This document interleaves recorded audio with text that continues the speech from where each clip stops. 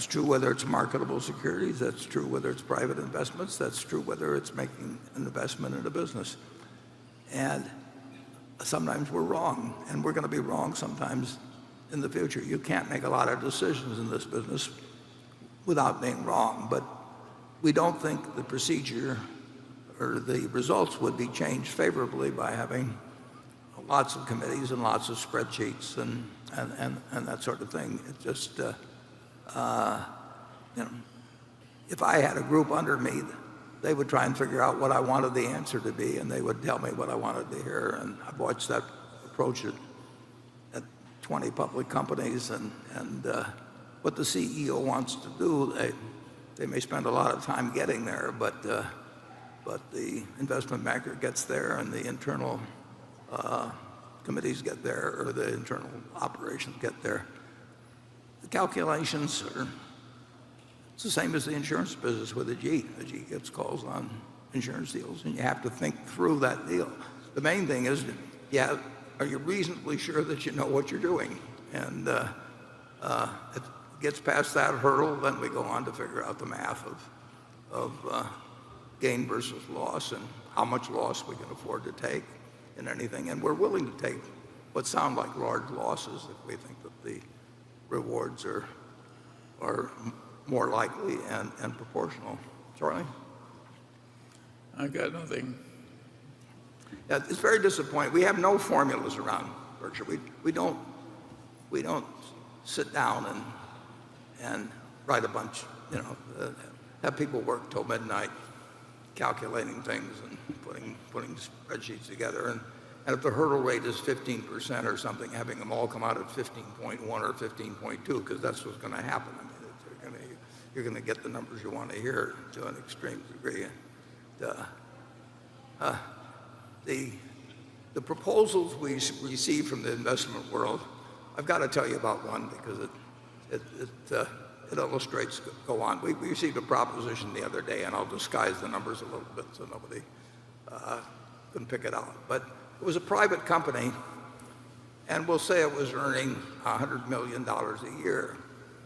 But the seller of the business and the investment banker suggested that we should look at the earnings as being $110 million a year, because as a private company, they had to pay their top people in cash, which was expensed, but we could pay them in stock options and things like that, which weren't expensed or were explained as not really counting, and therefore we could report $110 million if we gave away something we didn't want to give away. But essentially by sort of lying about our accounting, we could add $10 million to earning, and they wanted us to pay them because they couldn't do it and we could do it, and therefore at this point they're losing me, of course, totally. But it's just astounding the accounting games that are played. All the adjustments are why the place should really will be earning more than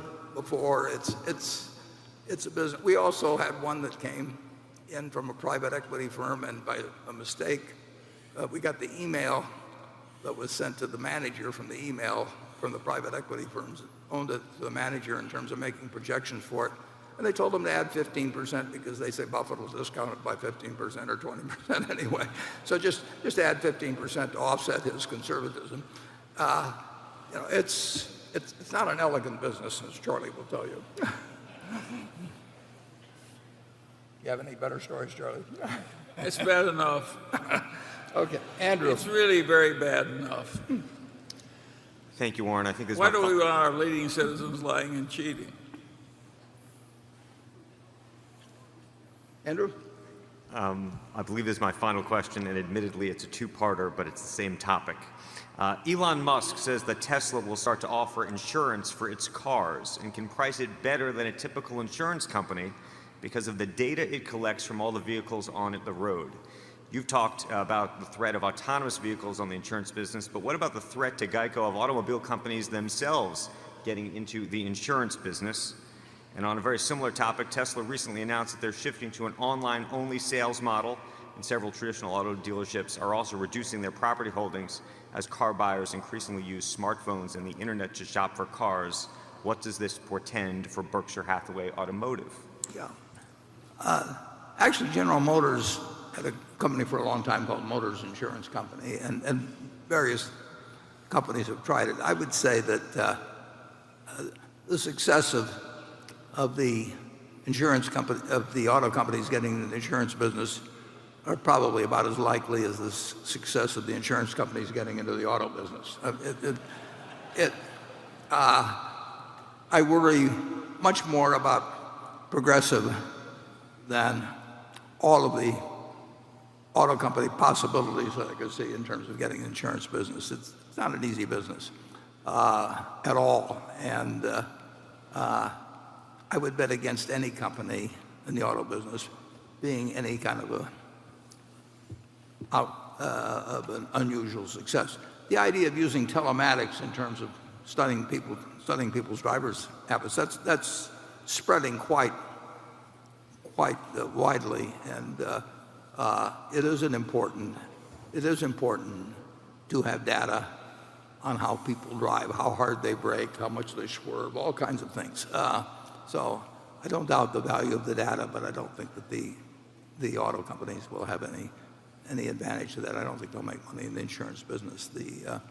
Using the internet to shop for cars is like using the internet for shopping for everything. It's another competitor, and there's no question that people will look for better ways. Now, the gross margin on new cars is about 6% or thereabouts. So there's not lots of room in the game, but that will be a method, and that will sell some cars. And if there are, it's another competitor. But I don't think it destroys the auto dealer who takes good care of the customers and is there to service the customers. And it's not an overwhelming threat, but it's obviously something that's going to be around and will sell some cars. Charlie? Again, nothing. Okay. Greg? Warren, a lot of Berkshire's success over the years has come from the fact that you and Charlie have had the luxury of being patient, waiting for the right opportunities to come along to put excess capital to work, even if it has led to a buildup of large amounts of cash on the balance sheet.